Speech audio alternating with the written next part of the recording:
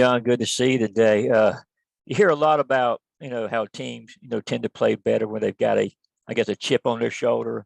So I guess my question for you this morning is, does this team have a chip on its shoulder right now? And if so, how can it help you moving forward?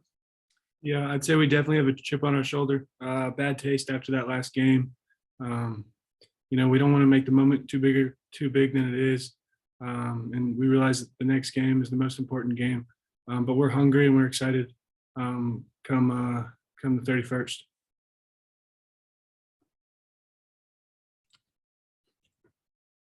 Hey, John, I was more so curious, after your experience of being in the Peach Bowl last year, what can you take from that going into this Orange Bowl game, just with dealing with the atmosphere, nerves, big stage for this game?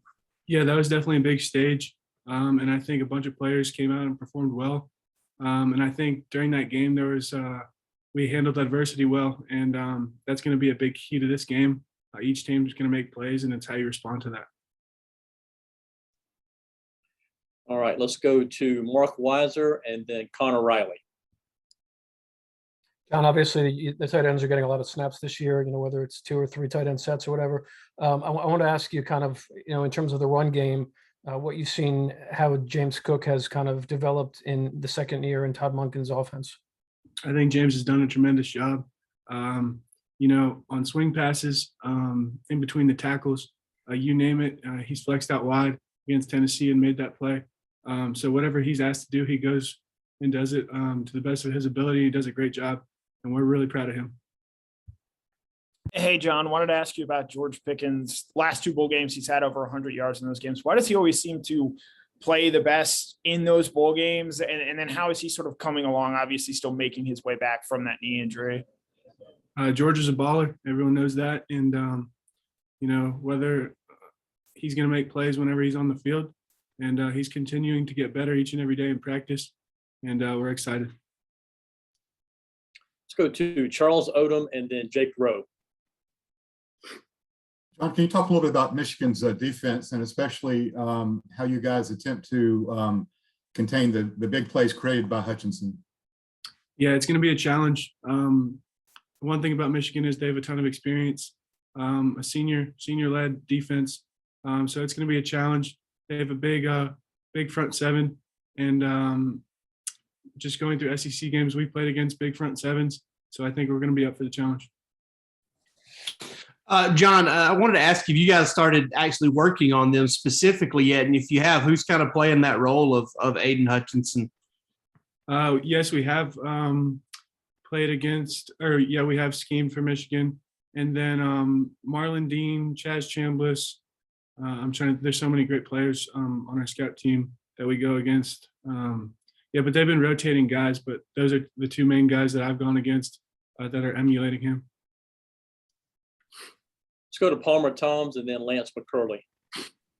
Yeah, John, y'all talk about getting the bad taste out of your mouth from the last game. What are the couple of things, if there are a couple, that y'all want to improve, with the time off? I'd say mainly the execution. There were times in that Alabama game where, we were making uncharacteristic errors that we don't usually make. And those are things that we saw in film, and we're going through in practice, and we're correcting them. And I think, that's going to show. Hey, John, can you elaborate on some of those uncharacteristic errors that you just mentioned? Stuff in the run game, missed spots. So basically the center, say we all go to the left and you should have gone one more spot. And that's not on the center, but that's on the whole O-line, tight ends, quarterbacks. And then from there, just blocking on the perimeter, we always can be better. And then routes. Let's go to Seth Emerson and then Ryan Curley. I'm good, Steve.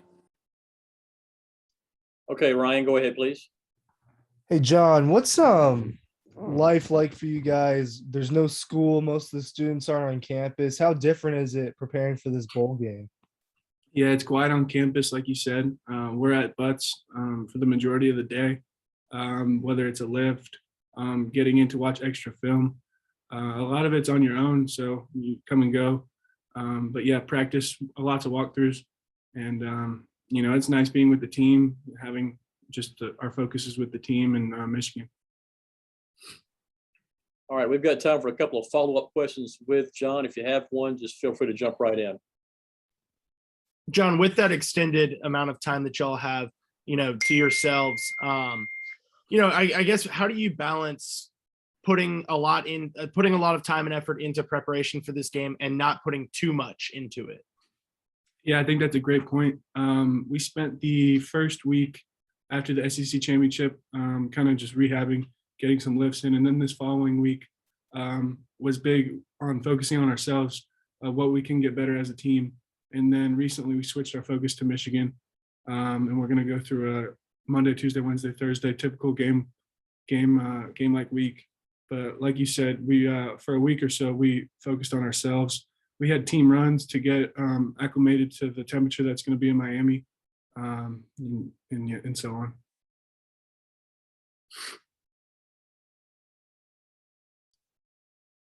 Okay, John, I think that's it for the follow-up questions. Thanks for your time, and we'll talk to you soon. Thank you.